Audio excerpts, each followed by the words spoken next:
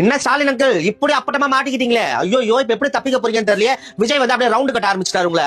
அது ஃபர்ஸ்ட் ஸ்டெப்பா. நீங்க போன வருஷம் வாங்குனீங்க பாருங்க ஒரு 80 காரு. 80 காருக்கு எவ்வளவு கொடுத்து வாங்குனீங்க? 12 கோடி ரூபாய் கணக்கு காமிச்சிட்டு போனீங்களே. அதே காரை 40 காரை நீங்க வாங்கியிருக்காப்ல. எவ்வளவுக்கு விஜய் வாங்கியிருக்காரு?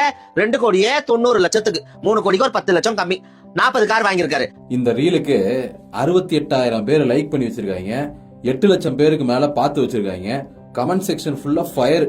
அதாவது பெரிய பெரிய பேரிடர்கள், சுனாமி, வெள்ளம், பூகம்பம், இல்லனா கொரோனா மாதிரியான பெருந்தொற்று, இந்த மாதிரி எந்த காலத்திலயும் இவனுங்க அரசியல் பக்கம் ஒதுங்கவே இல்லைன்னு நல்லா தெரியுது.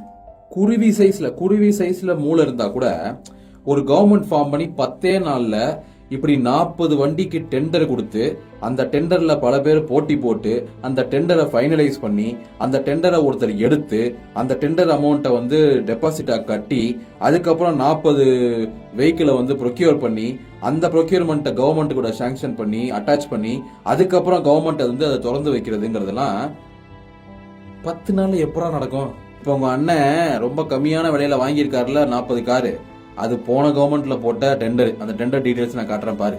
அப்புறம் அனில் சைஸ்ல மூளை இருந்தா கூட இவர் இந்த ரீல்ல ஒரு ஸ்கிரீன்ஷாட்டை வந்து ஏதோ ப்ரூஃப் மாதிரி அட்டாச் பண்ணிருக்காருல, அந்த ஸ்கிரீன்ஷாட்டை ஜூம் பண்ணி பார்த்தாலே தெரியும்.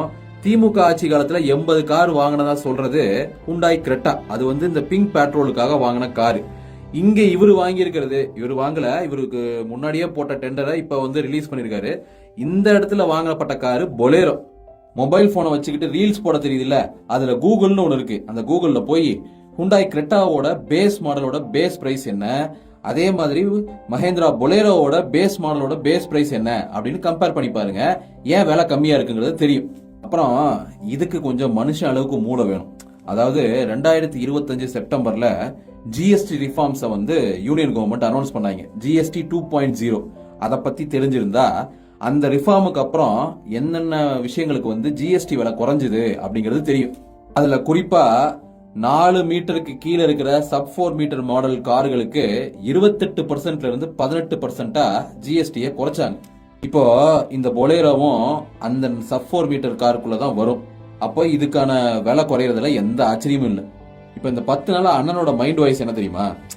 நான் பண்றனோ இல்லையோ இவனுங்க நல்லா பண்ணி விட்டு நம்மளை சிக்க வச்சுட்டு போயிடுறாங்க அப்படிங்கிறது தான். இப்படியே ஹைப் ஏத்தி தேவையில்லாத எக்ஸ்பெக்டேஷன்ஸ், அதீதமான எக்ஸ்பெக்டேஷன்ஸ் உங்க அண்ணன் தலையில கட்டிட்டீங்கன்னா ரியாலிட்டியில அது சந்தி சிரிக்கும் போது உங்க அண்ணன் ரொம்ப அடி வாங்குவாரா. சொன்னா கேளுங்கடா.